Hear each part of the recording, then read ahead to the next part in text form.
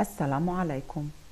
Aujourd'hui, on va faire une introduction du chapitre 3 intitulé sous le nom de diversité génétique et polymorphisme. À la fin de cette vidéo, vous devrez être capable de citer les étapes de l'expression des gènes, définir une mutation, indiquer si une mutation est favorable ou défavorable et d'identifier si une certaine mutation est transmise d'une génération à une autre. Vous n'avez probablement aucun mal à reconnaître vos amis dans une foule. C'est parce qu'ils sont différents des autres d'une certaine manière. En fait, chaque personne a son phénotype unique et ce phénotype unique est déterminé par son génome unique. Vous avez certainement vu comment les variations génétiques qui se produisent dans les populations de toutes les espèces conduisent à une variation phénotypique connue sous le nom de polymorphisme. Vous avez précédemment étudié au chapitre 2 comment cette variation génétique est causée par le comportement des chromosomes pendant la méiose. Durant la phase du prophase 1, le crossing over, et la ségrégation aléatoire des allèles durant l'anaphase 1. Cette variation est encore augmentée par la fécondation aléatoire qui se produit entre un seul sperme de millions produit par le mâle et un ovocyte produit par la femelle. Dans ce chapitre, on va découvrir un autre facteur qui augmente encore la variation génétique d'une espèce, les mutations. Mais avant d'étudier la mutation, on va se rappeler ensemble ce qui porte notre information génétique en premier lieu et détermine tous nos caractéristiques.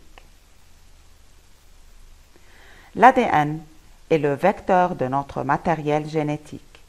Il est une double hélice composée de deux brins tournés l'un vers l'autre. L'ADN est un polymère de nombreux monomères appelés nucléotides. Les 4 types de nucléotides à partir desquels l'ADN est formé sont la guanine, la cytosine, la thymine et l'adénine. La thymine est complémentaire à l'adénine et la guanine est complémentaire à la cytosine. L'ordre ou la séquence spécifique de ces nucléotides porte le code de synthèse d'une protéine. C'est l'ordre alors ou la séquence spécifique des nucléotides dans la molécule d'ADN qui code pour tous nos différents traits. Comment? Bien, tous les 3 nucléotides successifs forment un triplet ou codon qui code pour un acide aminé. Rappelez-vous qu'un acide aminé est l'unité structurale des protéines. Ainsi, nous pouvons dire que l'ADN porte les instructions pour la cellule de synthétiser une protéine avec une séquence spécifique d'acides aminés. Pensez à l'ADN comme le livre de recettes qui a les instructions dont vous avez besoin pour faire préparer un plat avec certains ingrédients que vous avez déjà en suivant les étapes de la recette. En cas de synthèse de protéines, le ribosome est le chef. La protéine est le plat préparé. Les acides aminés que la cellule a déjà dans son cytoplasme sont les ingrédients à utiliser. Et l'ADN est le livre de recettes qui porte les instructions pour organiser les différents acides aminés dans un ordre spécifique pour obtenir une protéine spécifique.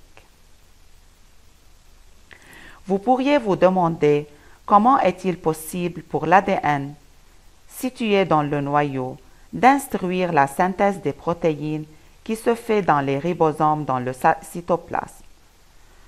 En effet, il est impossible pour l'ADN de laisser le noyau pour être utilisé à l'extérieur. Alors comment le code atteint-il le ribosome?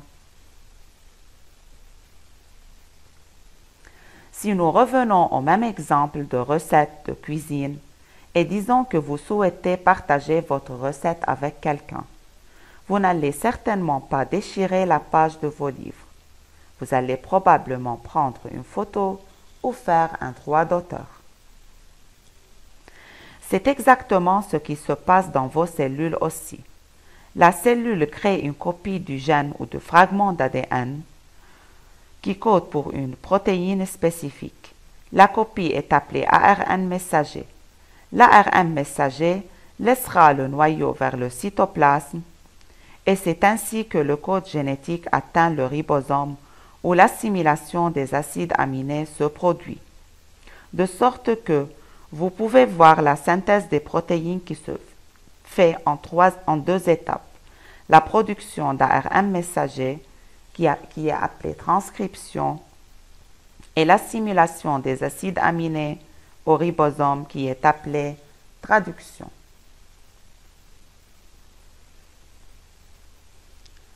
Pendant la transcription dans le noyau, un seul brin d'ADN est transcrit. En fait, bien que la molécule d'ADN a deux brins, un seul brin code pour la synthèse d'une protéine. Ce brin est appelé le brin codant. La molécule d'ARN messager créée pendant la transcription doit être identique au brin codant.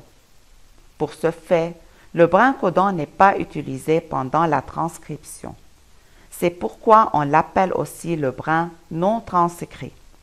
Au lieu de cela, le brin de l'ADN non codant est celui transcrit pour créer la molécule d'ARN messager. Est-ce que cela semble déroutant pour vous? Prenez ce fragment de gène et considérez que le brin codant est le brin de sommet. Essayez-le par vous-même. Si vous commencez à polymériser les nucléotides pour former l'ARN messager d'une manière complémentaire à ce brin, bien sûr en utilisant l'uracile en face de l'adénine, la cytosine en face de guanine, on utilise l'uracile ici parce que la thymine n'est pas trouvée dans la molécule d'ARN messager. Alors on obtiendra une molécule d'ARN messager qui est complémentaire au brin codant et n'est pas identique à lui. Mais si vous polymérisez les molécules d'ARN messager en utilisant le brin non codant, regardez ce que vous obtiendrez. L'ARN messager a la même séquence que le brin d'ADN codant avec une seule différence. L'uracile remplace la thymine. Une fois que l'ARN messager a été créé, il quitte le noyau par les pores de la membrane nucléaire en direction du cytoplasme. Dans le cytoplasme, en particulier au niveau du ribosome, les acides aminés sont assemblés en une protéine suivant le code donné par l'ARN messager. Il s'agit de la deuxième étape de la synthèse des protéines appelée transcription. Maintenant, vous êtes certainement familier avec ce tableau. C'est le tableau du code génétique. En utilisant ce tableau, vous pouvez dire quels sont les codons qui se réfèrent à chacun des acides aminés. Regardez ici qu'un seul acide aminé peut être codé par plusieurs codons et qu'il y a des codons qui ne codent pour aucun acide aminé et qui sont des codons stop, c'est-à-dire lorsque la traduction ou bien le ribosome atteint ces codons, le processus de traduction se termine. L'ADN est alors transcrit par la cellule en une molécule messagère appelée ARN messager. Cette molécule est ensuite traduite en protéines. Chaque protéine contribue à un phénotype et c'est pourquoi nous disons que le génotype détermine notre phénotype. Mais notre ADN, qui détermine notre phénotype, est parfois soumis à des changements. Ce changement dans le nucléotide d'ADN est accidentel, est appelé mutation. Mais la question qui se pose maintenant, que se passera-t-il si un changement dans la séquence d'ADN se produit? comment cela affectera-t-il la protéine synthétisée et ainsi comment cela affectera-t-il notre phénotype? Lorsque les nucléotides de l'ADN sont modifiés par mutation, alors les molécules d'ARN messager sont également modifiées et ainsi la protéine produite pourrait être différente. Les mutations ne sont donc pas toujours nuisibles après tout.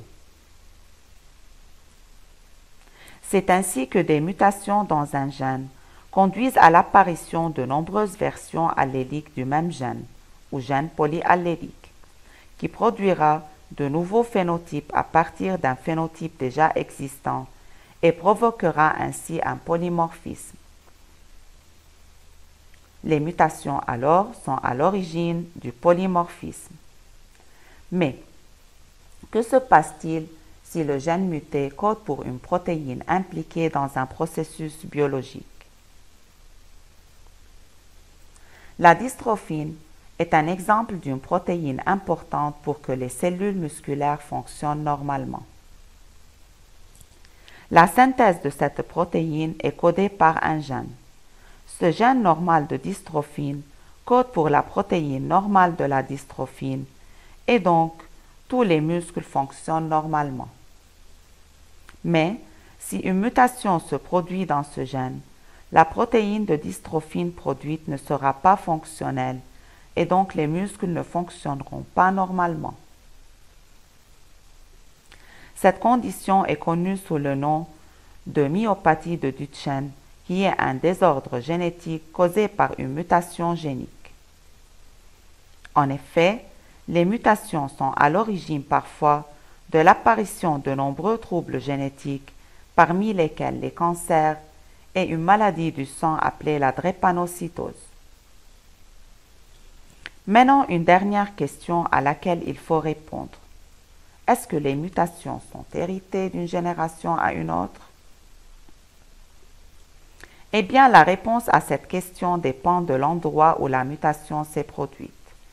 Si une mutation se produit dans une cellule somatique, disons par exemple une cellule cutanée, une telle mutation n'affectera pas la production des gamètes. Les spermatozoïdes produits dans cet exemple ne portent pas la mutation et donc elle n'est pas transmise aux enfants.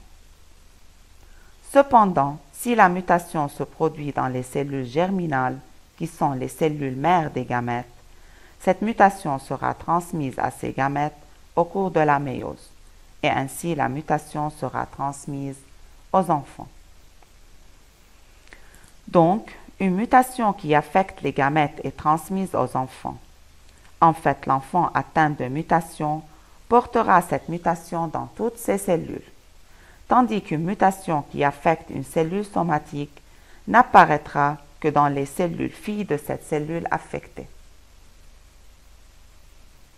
Donc, pour résumer tout ce qu'on a appris aujourd'hui, on a appris que l'ADN détermine notre phénotype, car il détermine les protéines synthétisées dans notre corps. La séquence des nucléotides d'ADN dans un gène détermine la séquence des acides aminés dans une protéine pendant la synthèse. La synthèse des protéines se produit en deux étapes. La première étape, appelée transcription, se produit dans le noyau pour produire l'ARN messager à partir de l'ADN. La deuxième étape est la traduction qui se produit dans le cytoplasme. Le ribosome assemble les acides aminés suivant l'ordre dicté par la séquence d'ARN messager. Les chaînes d'acides aminés forment les protéines qui déterminent notre phénotype. On a appris aussi qu'une mutation est un changement spontané dans les nucléotides d'ADN. Ils sont à l'origine du polymorphisme aussi bien que des désordres génétiques. Et encore, les mutations dans les cellules germinales sont transmises à la progéniture, alors que celles dans les cellules somatiques ne le sont pas. Cette vidéo était enregistrée par Nancy Rosson. Merci pour votre attention.